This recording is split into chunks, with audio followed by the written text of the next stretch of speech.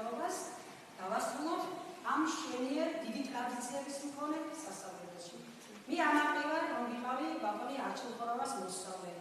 მე ამაყი ვარ, რომ დავამთავრე მოდერნული სამუსიკო სასწავლებელი.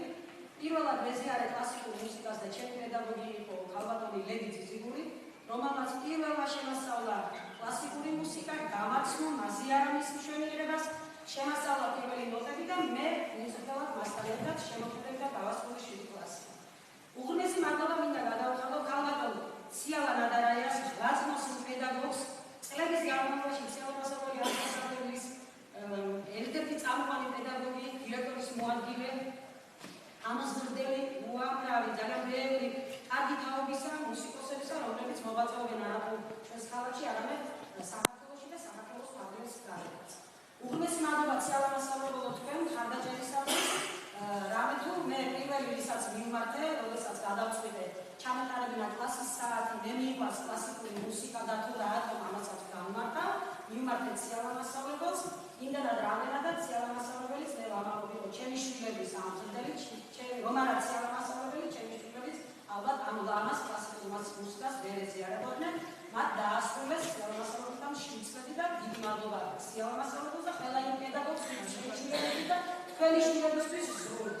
სანამ დავიწყებ გავცემ კითხვას პასუხს, რატომ კლასიკური მუსიკა, მოდი მინდა დაგისვათ ესეთი პატარა ტესტი ჩავატარო, დაგისვათ ქალბატონ მარია მოგზაურობთ.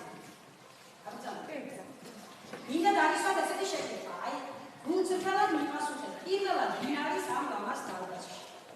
დღეს პირველად ვინ არის ამ დარბაზში? გულწრფელად მიპასუხეთ, დამიდასტურეთ ხელისაწევით, ვინც არის პირველად? მადლობ. მაშინ კიდევ ერთი შეკითხვა, გულწრფელად მიპასუხეთ, ვინ უფრო ხშირად უსმენს კლასიკურ მუსიკას და რამდენად მნიშვნელოვანია თქვენთვის კლასიკური მუსიკის მოსმენა? ველოდები გულწრფელ პასუხს. მე ვკითხავ, რომ როდესაც ფინალისტები წავალ, უფრო მე მაღლა აწეულ ხელებს დავინახე. რატომ კლასიკური მუსიკა?